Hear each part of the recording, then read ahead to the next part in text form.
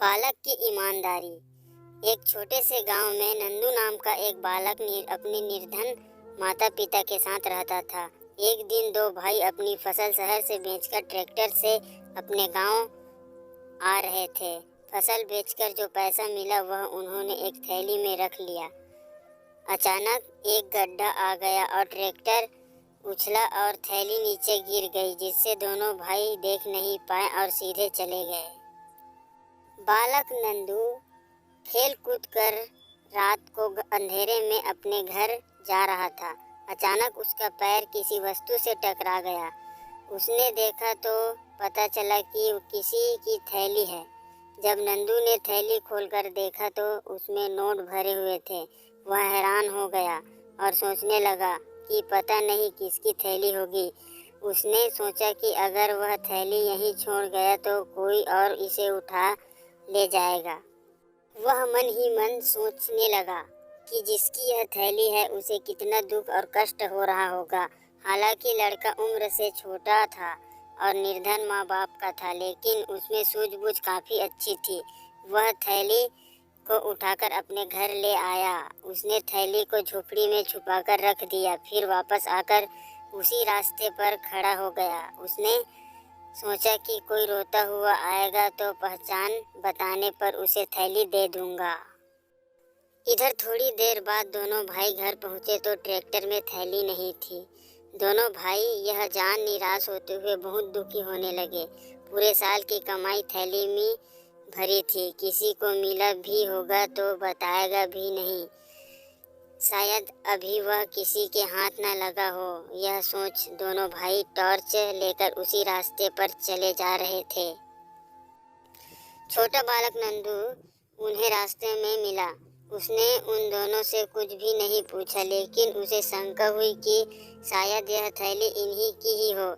उसने पूछा, आप लोग क्या ढूंढ रहे हो? उन्होंने उसकी बात पर कोई ध्यान नहीं दिया। उसने दोबारा पूछा, आप दोनों क्या ढूंढ रहे हो? उन्होंने कहा, अरे कुछ भी ढूंढ रहे हैं, तू जा, तुझे क्या मतलब। दोनों आगे बढ़ते जा रहे थे। नंदू उनके पीछे चलने लगा। वह समझ गया था कि नोटों वाली थैली संभवतः इन्हीं की ही है। उसने तीसरी बार फिर पूछा तो चिल्लाकर एक भाई ने कहा, अरे चुप हो जा और हमें अपना काम करने दे, दिमाग को और खराब ना कर। अब नंदू को समझ आ गया कि वह थैली अवश्य इन्हीं की ही है। उसने फिर पूछा, आपकी थैली खो गई है क्या? दोनों भाई एकदम रुक गए और बोले, हाँ। नंदू बोला, पहले थैली की पहचान बताइए। जब उन्होंने पहचान बताई तो बालक उन्हें अपने घर ले गया। टोकरी में रखी थैली उन दोनों भाइयों को सौंप दी। दोनों भाइयों की प्रसन्नता का कोई ठिकाना नहीं था।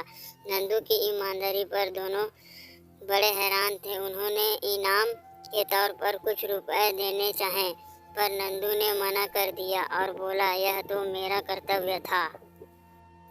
दूसरे दिन दोनों भाई नंदू के स्कूल पहुंच गए। उन्होंने बालक के अध्यापक को यह पूरी घटना सुनाते हुए कहा, हम सब विद्यार्थियों के सामने उस बालक को धन्यवाद देने आए हैं। अध्यापक के नेत्र से आंसू गिरने लगे। उन्होंने बालक की पीठ थपथपाई और पूछा, बेटा, अब पैसे से भरे थैले के बारे में अपने माता पिता को क्यों नहीं बताया? नंदू बोला, गुरुजी, मेरे माता पिता निर्धन हैं।